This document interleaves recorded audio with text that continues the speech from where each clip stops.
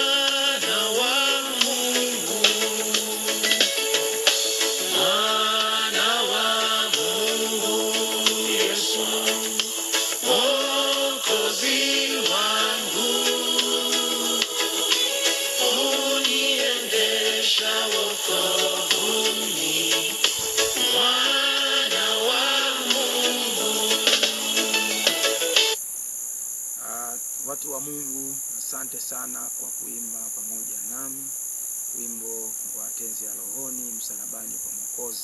Tunaona Yesu Kristo peke yake. Wimbo huu unasema ndiyo aliyetuokoa kwa damu yake ya thamani.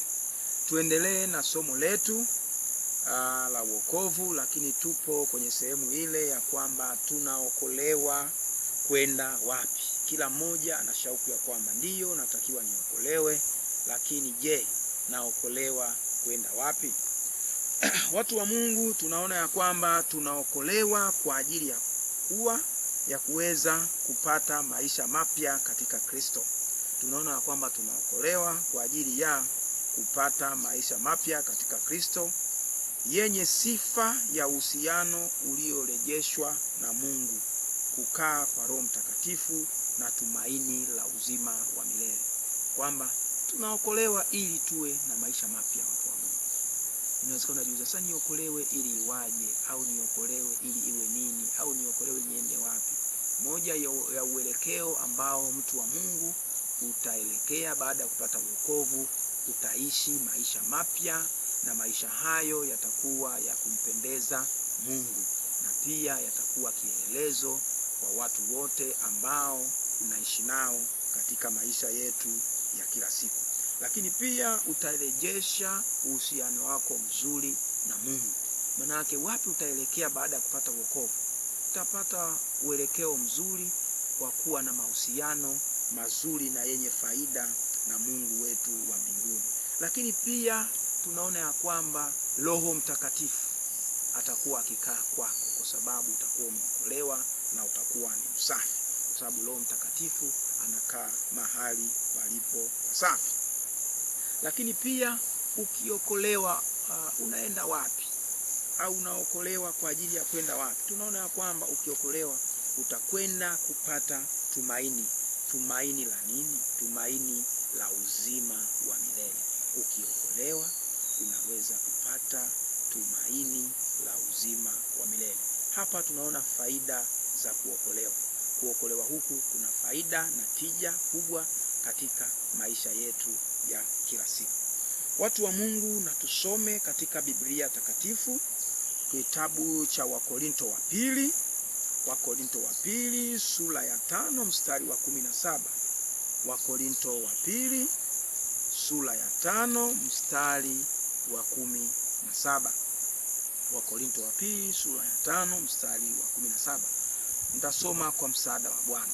Hata imekuwa mtu akiwa ndani ya Kristo, amekuwa kiumbe kipya, ya kale yamepita, tazama yamekuwa mapya. Tarudia tena. Hata imekuwa mtu akiwa ndani ya Kristo, amekuwa kiumbe kipya, ya kale yamepita, tazama yamekuwa mapya. Tunaona ya kwamba faida mojawapo ya wokovu, kwamba unakolewa ili iwe nini? Tunaona ya kwamba kama mtu wa Mungu ulikuwa ni mkosaji, ulikuwa ni mtenda dhambi, na dhambi zimekusumbua sana na zimekutesa sana, tunaona ya kwamba kupitia Yesu Kristo, yeye anakusamehe dhambi zote ambazo ulimkosea Mungu wetu. Lakini anakwambia tazama, ya kale yamepita, na tazama yamekuwa mapya. Maana yake ya kwamba yale makosa yote ambayo ulimkosea Mungu yamekwisha kupita na umekwisha kusamehewa. Lakini umesamehewa kwa kukubali wokovu na kumpokea Yesu Kristo kuwa Bwana na Mwokozi wako. Basi yale mateso yote na mambo yote ya kale yanapita, na Mungu anakufanya kuwa mpya katika maisha yako ya kila siku. Watu wa Mungu, inawezekana tumeteswa sana na mateso mbalimbali, na tunatamani maisha mapya yaweze kuwa katika maisha yetu ya kumtegemea Mungu. Kwa kweli, watu wa Mungu, kumtegemea Mungu kuna faida, hakuna hasara.